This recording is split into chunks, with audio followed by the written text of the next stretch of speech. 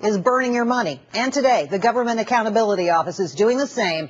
The GAO issued a scathing report on the companies our government is doing business with. You know, the companies that get billions of your tax dollars. Turns out many of these contractors couldn't be bothered to comply with the law. Congressman Jason Chaffetz is a Republican from Utah who serves on the Oversight and Government Reform Committee. Welcome, Congressman. Good to see you in the flesh for the first time. Yes, thanks for having me. I appreciate it. All right, so tell me, how is it that companies can break the law and then be hired by the federal government? It's so frustrating. I mean, there's nothing worse than somebody breaking the law and then getting a government contract. I mean, but it it's just doesn't sound.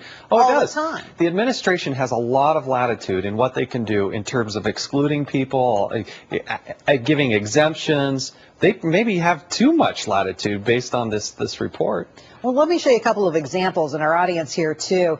For example, a large oil company, they are paying $55 million in OSHA fines between 2005 and 2009. They had a refinery explosion where 15 people died, 200 injuries, $2 billion in 09 government contracts to the government company. The cycle just keeps on. What does it take to lose a government contract?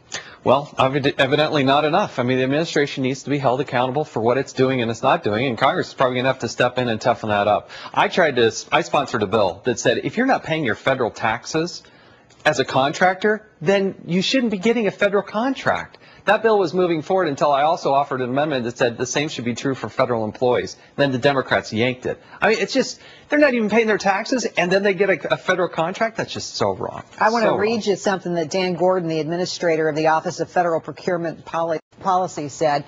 He says, for too long, federal contracts have been awarded to bad actors. Companies whose actions should have made them ineligible for taxpayer funds that come from federal contracts. This administration is committed to breaking out of that pattern to aggressively protect taxpayer dollars and the procurement system from these bad actors. Are they? But that's not what the report says. Now, they'll claim, oh, we need more resources, we need more money. No, you need to reallocate money. We already have a $3.5 trillion budget, and if they have problems handing out the money, then reallocate the resources so they can do more background, they can do more searching of this. There's too many good companies that are willing to play by the rules. They're the ones that should be getting the contracts. All right, this report is too much fun. Let me show you a sugar refinery this time. All right, they've paid $8.7 million in OSHA fines in 2008. They had a factory explosion that killed 14 people. But they get $6.5 million in federal contracts awarded in 2009. Why is Washington, D.C. so reluctant to clean up its messes? How is it that these situations, these habits continue and continue and continue? Well, I'm glad that GAO did this report, but now the question is, what are we going to do to act upon it? Because they're so egregious, they're so out of control, there's nothing more frustrating than that. So I will continue to pursue the legislation that we have to try to put it in place so that the administration has less latitude in order to create these exemptions.